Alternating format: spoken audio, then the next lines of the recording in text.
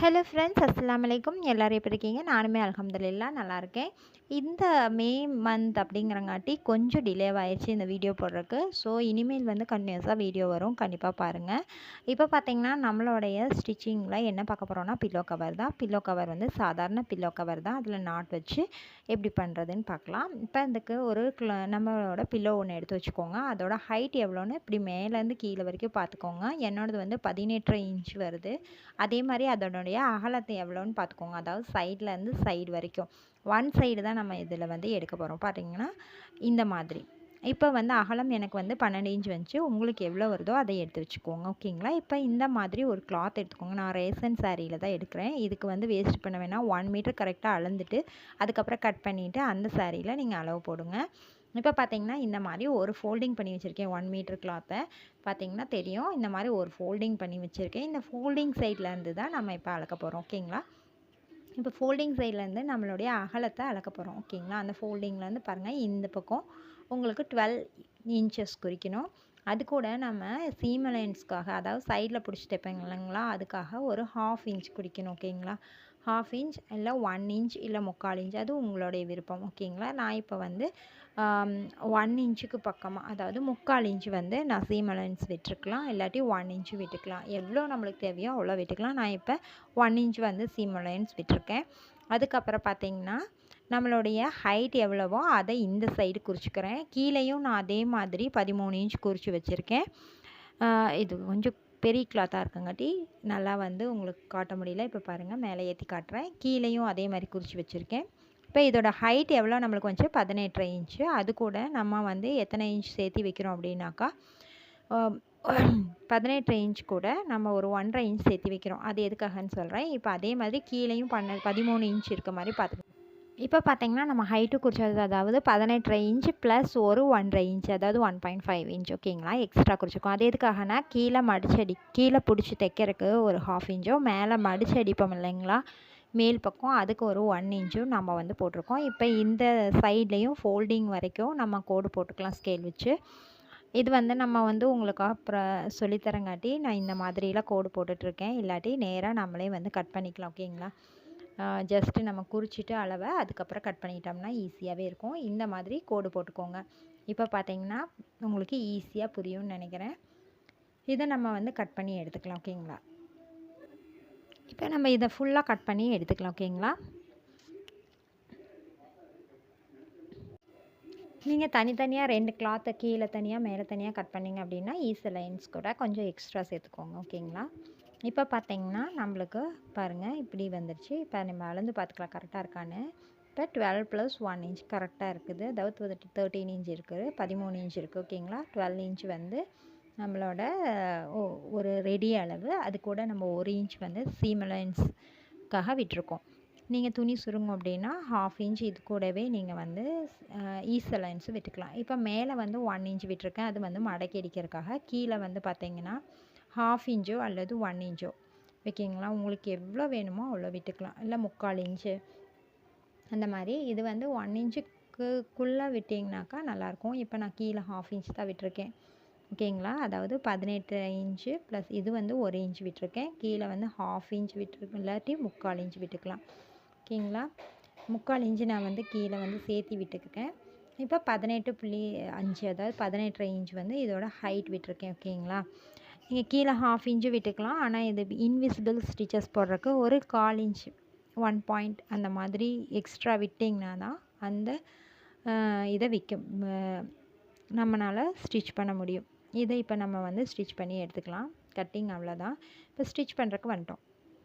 மேலே இருக்குங்களா 12 inch plus 1 inch, அதாவது அகலம், அதை வந்து விரித்து வச்சுக்கோங்க. நான் வந்து வெளிப்பக்கமாக உங்களுக்கு போட்டு காமிச்சிருக்கேன். இப்போ பாருங்கள், இதை உள்பக்கமாக இப்படி மடக்கி அடிச்சுக்கோங்க. அந்த 1 இன்ச் விட்டம் இல்லைங்களா மடக்கி அடிக்க, அந்த 1 இன்ச்சை இப்படி வச்சு மடக்கி எஜ்ஜு தையல் ஒன்று போட்டு விட்டுங்க நேராக. இந்த மாதிரி ஃபுல்லாக நேராக வந்து நம்ம தையல் போட்டு எடுத்துக்கலாம். ஓகேங்களா?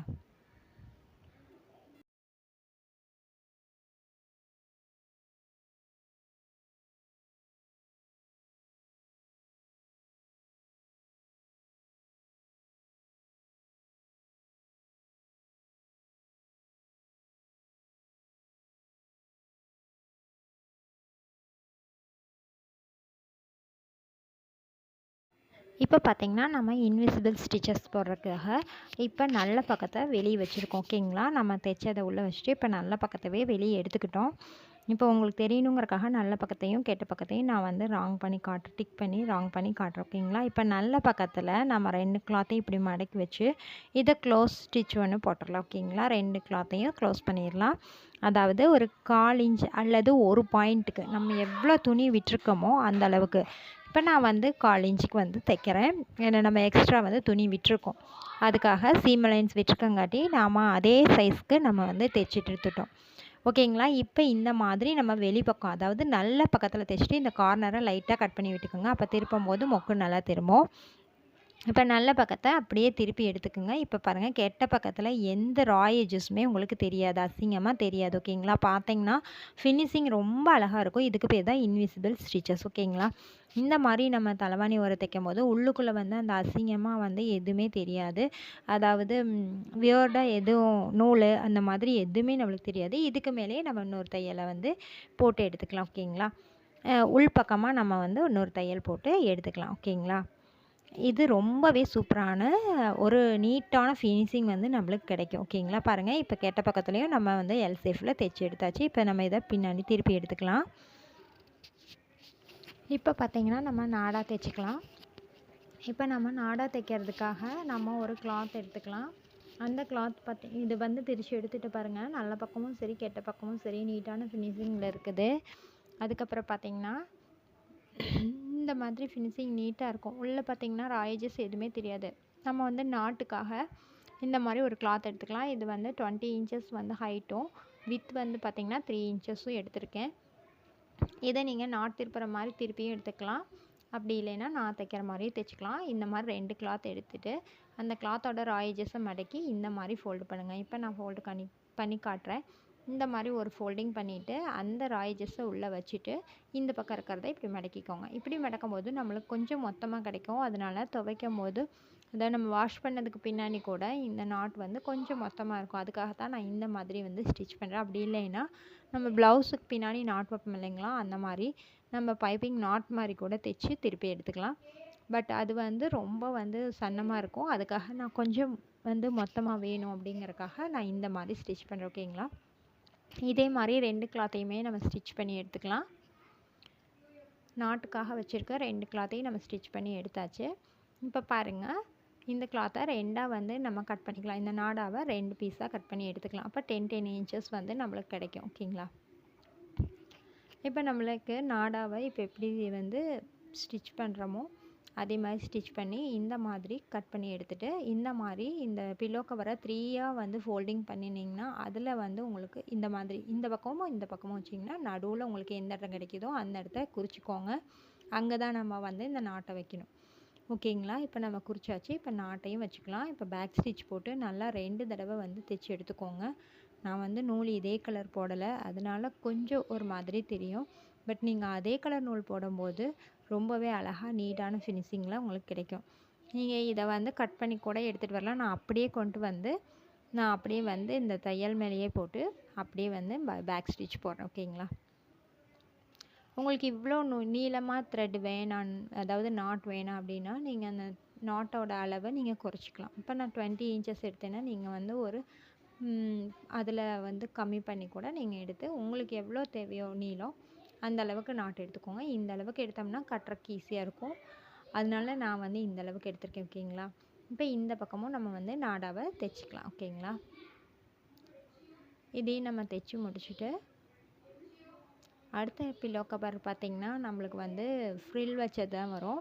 அது வந்து கவர் பண்ணி வர மாதிரி வரும். அதாவது ஃபுல்லாக கவர் பண்ணி போடுற மாதிரி பில்லோ கவர் நான் ஸ்டிச் பண்ணி காட்டுறேன். ஓகேங்களா, இது வந்து சாதா பில்லோ கவர் தான். பட் இன்விசிபிள் ஸ்டிச்சஸோட நீட் ஃபினிஷிங்கோட நம்மளுக்கு வந்து கிடைக்கும்.